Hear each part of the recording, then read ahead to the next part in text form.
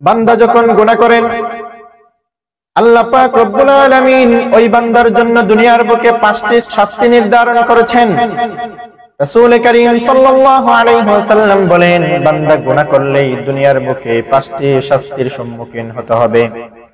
সে হাজার চেষ্টা করেও এই 5টি শাস্তি থেকে সে রেহাই পাবে না। অবশ্যই এই 5টি শাস্তির আওতায় তাকে আসতে হবে।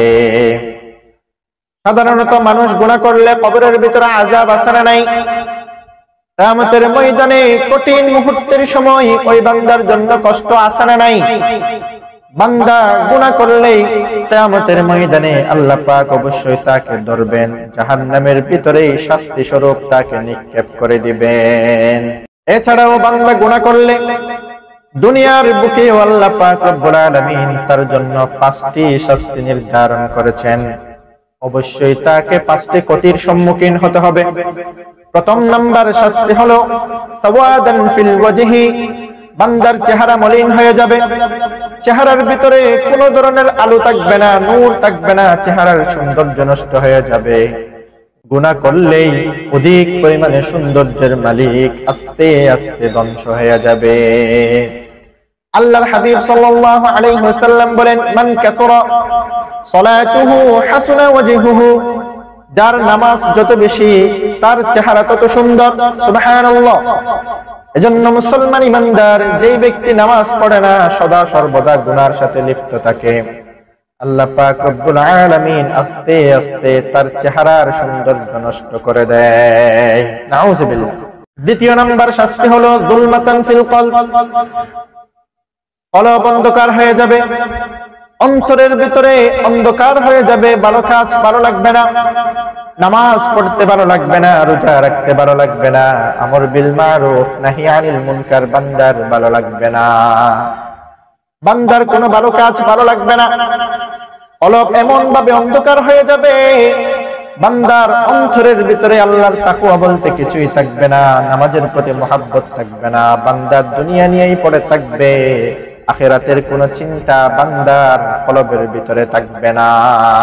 নাউযুবিল্লাহ। তৃতীয় নাম্বার শাস্তি হলো ওয়াহনান ফিল বাদান, শরীর দুর্বল হয়ে যাবে। দেখা যায় 60 কেজি 70 কেজি 80 কেজি ওজনের মানুষ, তাকে একটা ইট হাতের ভিতরে নিতে বললে বান্দা নিতে পারে না। কারণ হচ্ছে বান্দা গুনাহ করতে করতে শরীর দুর্বল বানিয়ে ফেলেছে। নাউযুবিল্লাহ। চতুর্থ নাম্বার শাস্তি হলো ওয়াদায়াকান ফির রিজক, রিজিকের ভিতরে বরকত থাকবে না। বান্দা ফজরের নামাজ পড়ে সন্ধ্যা পর্যন্ত কাজ করলো, সারাদিন মাথার ঘাম পায়ে ফেলে কষ্ট করে 1000 টাকা 2000 টাকা ইনকাম করলো, দেখা যায় দিন শেষে বান্দার ওই টাকা কোনো কাজে আসবে না। ওই টাকার ভিতরে বরকত থাকবে না, খাবারের ভিতরে বরকত থাকবে না। খাবারের বরকত উঠিয়ে নিবেন কে? গুনাহ করলেই আল্লাহ পাক রব্বুল আলামিন অবশ্যই তার খাবারের বরকত উঠিয়ে নিবেন।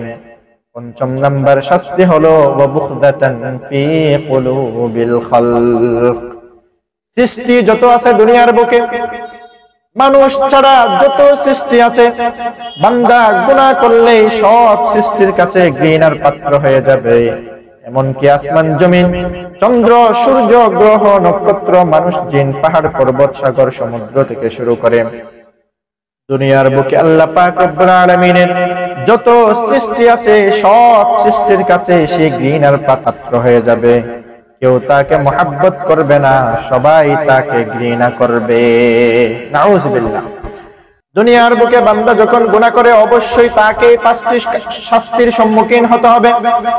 অবশ্যই তাকে এই 5টি ক্ষতির সম্মুখীন হতে হবে।